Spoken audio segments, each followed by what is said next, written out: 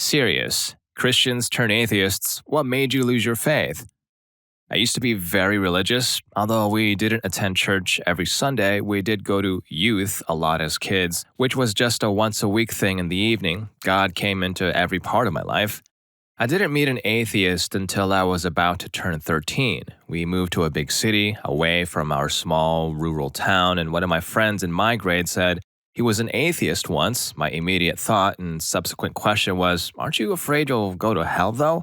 The idea was terrifying. He replied, "I don't believe in it, so no." It blew my mind. Then later that year, I realized that I'm probably gay because of my fear of God and knowing that men must be with women. I told myself I could like men and women. That way, I can admit that I'm feeling for boys what my friends felt for girls, and I still would never ever have to kiss a boy because that would be bad. I figured that God must have made me this way for a reason. It was only when I explained to one of my close friends that I was informed this is called being bi. My poor mind was not having a great time. Soon after my friends all were told, that went absolutely terribly, a story I won't go into. But I never blamed God or anything like that. To me, I just understood that He made it so that I would have to feel those things I can't act on, which made me someone people wouldn't like, and I had to learn from it. Soon enough, through a friend I met online, I discovered another gay like me who had never met another gay like me. He was close to my age and we became good friends and would see each other on the weekends. I still held on to my beliefs, but just like any straight guy at this age, exploration and young love had us kissing after a month of seeing each other, and I had never even kissed a girl. That made me feel very guilty. My first kiss, and it was with a boy. I could feel God's disappointment.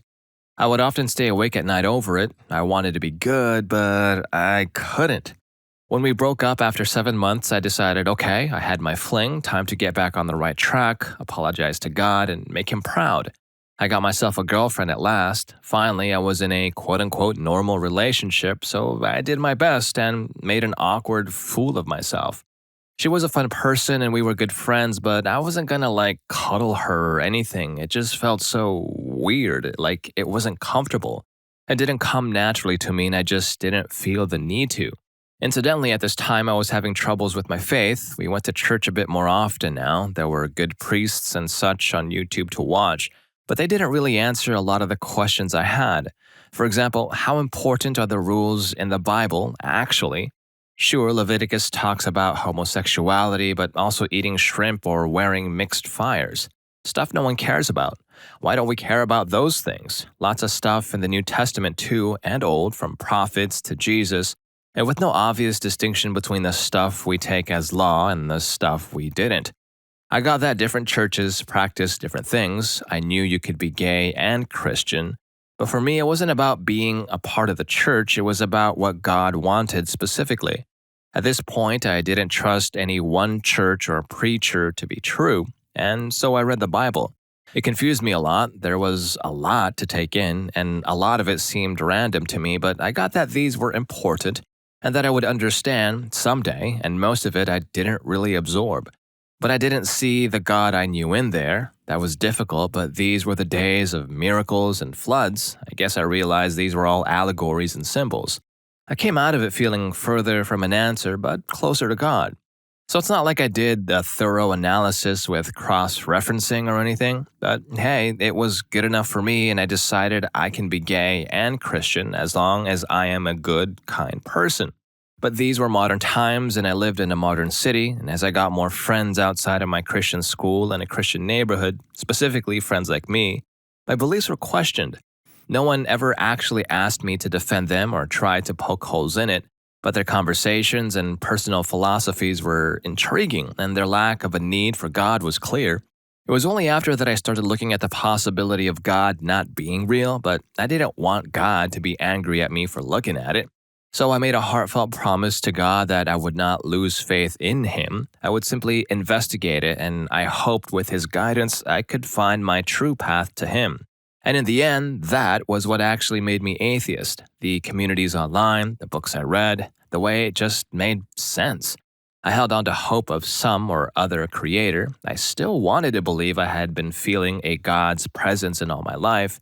He felt real, I felt His pride in me, I felt his disappointment. I felt his love. Where do these feelings fit into all of this? But of course, other religions feel that too. My best friend was Hindu, and he had that same faith and reverence. Our other friends were Muslim, and they were especially devoted to Allah. They all felt how I did, and we can't all be right, so I don't believe in Islam, I don't in Hinduism, and I realized that I don't believe in Christianity, and that I hadn't for a long time. I had just believed in this God I had made up in my own head. And so I stopped. It was hard, and it took years to really accept that I was an atheist. But I'm so thankful I did. I still respect religious people completely. I live among Thai Buddhists now, and I appreciate so much about what religion can bring to people. I don't think I know better than those who believe. It's just something I have come to accept for myself. Story 2. I stopped believing because of Santa Claus. As a kid, I wanted magic to be real. I needed it to be, and everyone told me it was. Just have faith and believe in magic, and it will be real. That's apparently all it took. Finding out Santa wasn't real was a major bummer to my child self, and it literally made me question everything else I'd been told. Especially because when it came to talk of God, as everyone told me the exact same thing, have faith, believe, just let him into your heart. Yeah, you guys fed me the same lines about Santa, and look how that turned out. 8-year-old me just discovered skepticism. I ended up going to a Christian homeschool in my teens. I lived in Germany, and it was the only way for me to get an American education. I never stopped that discerning, questioning attitude.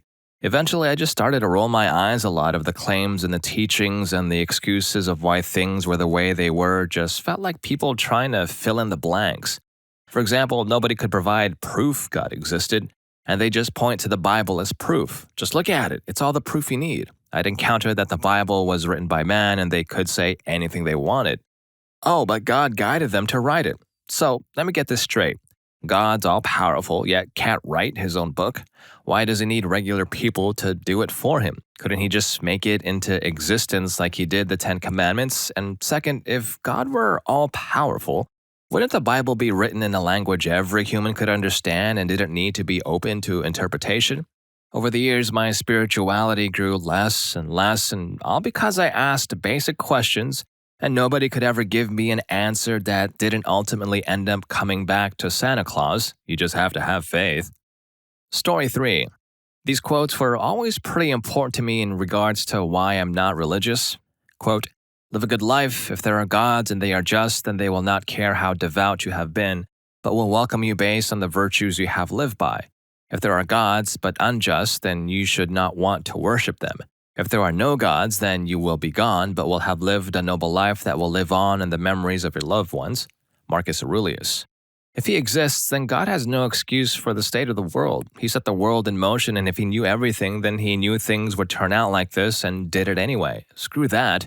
If he is real, I want an apology. Story 4.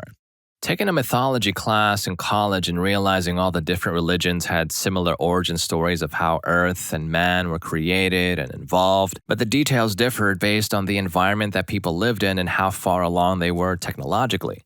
Anything science couldn't explain was the will of a higher power. Not saying higher powers couldn't exist, just realize people are ending each other because theirs is the right God. But the people don't realize that for all intents and purposes, they're all following the similar lessons and stories. I also believe religion is separate from its organization structure. I think being spiritual and believing in a higher power is okay. It has helped mankind cope with the terrifying unknown. Anybody telling you that God wants you to donate money to them so that their leader can live in a super mansion or own an airplane is a frickin' liar. Last I checked, none of that money ever gets trickled up to a deity. Hey, have you guys heard the theory that we're all in some kind of simulation? If you agree how incredibly large our universe is, and it is larger than most of us can possibly imagine, then please don't forget to hit that like button and subscribe to my channel. It really does help me out, just like any other prayer. So let's go ahead and get back to the stories.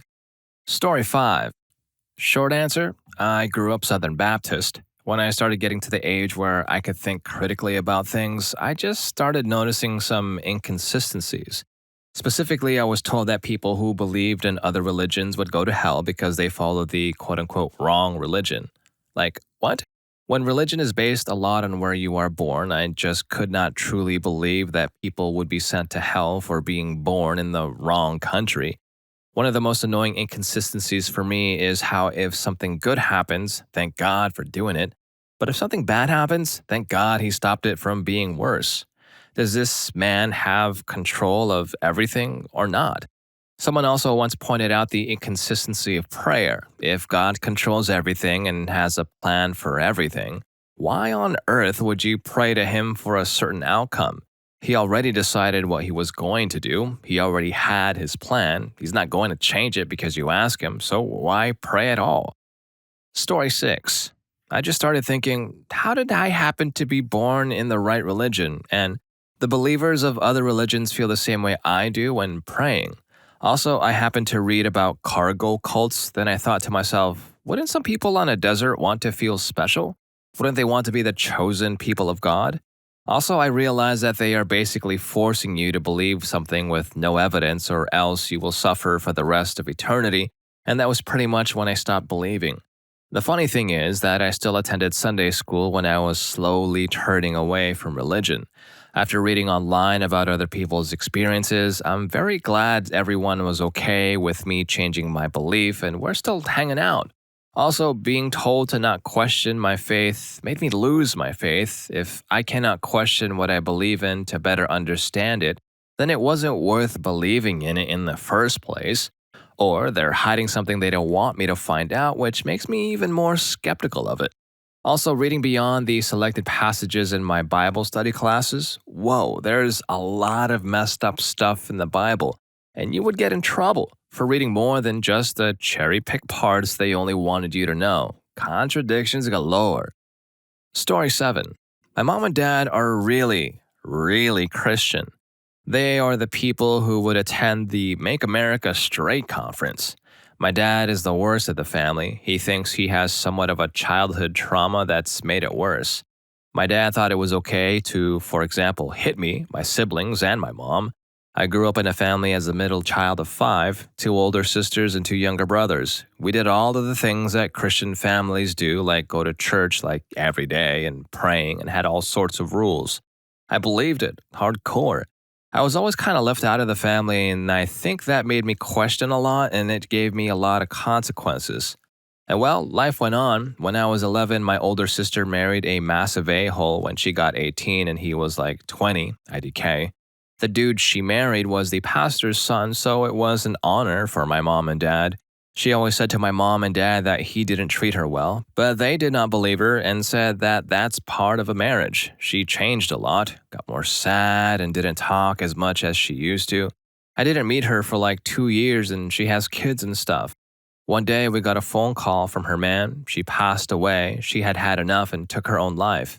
My family didn't like it at all. What she did and mental illness was not okay, and we didn't talk about her anymore. At this time of my life, I found this YouTuber named Mr. Atheist, and he opened my eyes a bit. The final straw was when I couldn't play in my handball team because one of the players' moms were gay and they wanted me to stop playing. We had a fight, and some months later, I didn't have any faith left. My family didn't talk to me again. I was 14. Now I live with my mom's sister, and sometimes they come to my matches, but never talk to me. Story 8. I was in a hard time for me, and I started praying, attending Catholic activities, and doing lots of other things like these. I wasn't feeling better. God was supposed to help me, but all he did was give me more things to feel guilty about and more rituals to perform and obsess over. The more I learned to love myself and forgive myself for things that my OCD told me were wrong, the more I realized that prayer had done nothing for me except made me feel bad about myself. I also remember a certain point when I stopped feeling bad about all my sins. I also remember going to confession and realizing I had already forgiven myself for all the things I had done wrong.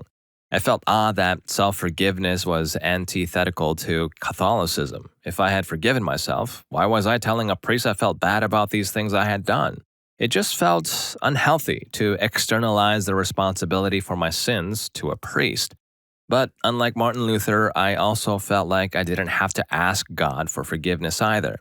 I felt like the only way I could become a better person was by internalizing the sense of accountability for my wrongs. I also felt that if I could use genuine self forgiveness to wash away the feeling of sinning more effectively than talking to a priest, then perhaps it wasn't a spiritual stain on my soul. Years later, I gave up doing these things and started taking care of myself, and now I'm happy. So the faith gradually went away. I'm not fully an atheist, though. I may be an agnostic, but I'm not sure. Story 9. Going to Catholic school did it for me. They were teaching us things that contradicted what they had taught the year before, and you couldn't really ask questions. If you did, the theology teacher would yell about that's what faith is for, don't question the Bible. What really made me disgusted was that the teachers were adamant that taking your own life sends your soul straight to hell because you took the life of one of God's creatures. A schoolmate had a father who took his life, and the way they handled it was horrible and basically made mental health issues a nothing burger. 3 years after the above incident, my brother took his own life, and these a-hole teachers had the audacity to show up to the visitation to pay their respects. I had to walk away, so that wasn't rude. Story 10. So I grew up a Lutheran Christian, which was fine. That isn't the weird part. I was invited to a Pentecostal apostolic, as they like to be called, church by my older sister when I was around 9 years old. Apostolics have a few core beliefs.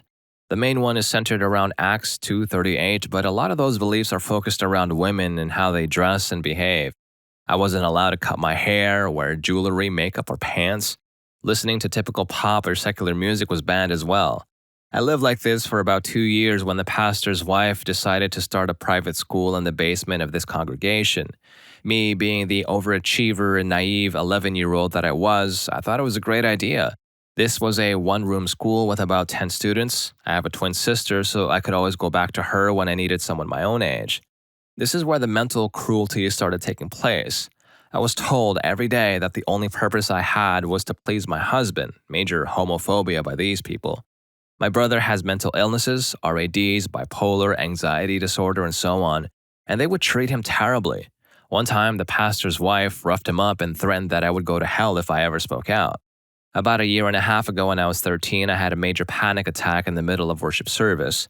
To this day, IDK, what triggered it, but I turned really pale. I was crying, I could barely stand, and I couldn't hear or breathe. We left that exact day, and I went back to public school a few months later. The first day of school was also the first time I had worn pants in 3 years. Now I'm going into high school in the top 10% of my class. I cannot even explain how difficult it was to relearn science after thinking the Earth was 6,000 years old. But now I'm happy and doing very well, surrounded by atheists and secular humanists. I'm glad to now identify as an atheist, and it's made my life so much easier. Story 11. I was raised Roman Catholic, and it took about 5 years for my faith to finally fizzle out to atheism. It was a slow process. It started when I was 14 and I started going to an Anglican school, and they started saving people during an assembly. Saving is the act of absolving someone of all their sins when they let Jesus into their hearts and souls. Religion is weird. And I got saved that day, and I went home and told my mom and brother, and they lost their crap, telling me how could I do that to God, accepting a less than gracious form of worship, in their opinion. And it broke my heart. I hated myself. In hindsight, both the sectors of Christianity worship God and believe Jesus rose from the dead. But it caused this much divide and self-hatred? I also have had a very traumatic life with a lot of cruelty, and if God was real, why the hell would he allow me and billions of others to be screwed? A la Stephen Fry, it's nonsense. And then I realized that as a child from the age of 8, I had to confess to a grown man what I did to explore my own body so he could forgive me, and I can go to heaven, and that was honestly just the last straw for me. Obviously, the repulsive, corrupt, and depraved nature of many religions through war, child neglect, and slavery in the name of the divine, but also for more personal reasons because I feel like as humans we will justify anything to ourselves just to avoid admitting that our firmly held beliefs we have had since innocence are lies. It's an extreme form of cognitive dissonance. I was plagued with guilt and shame thanks to religion, but I also lost a piece of myself that was filled with hope when I stopped believing. It's a weird, cruel relationship, and that's why I couldn't fool myself any longer. Good ask. I hope you guys enjoyed the video, and if you made it this far, I'm sure you're also going to enjoy what was your "are you serious" moment? Story 2 is something to definitely look out for. I'll see you in that video, and thank you for watching this one.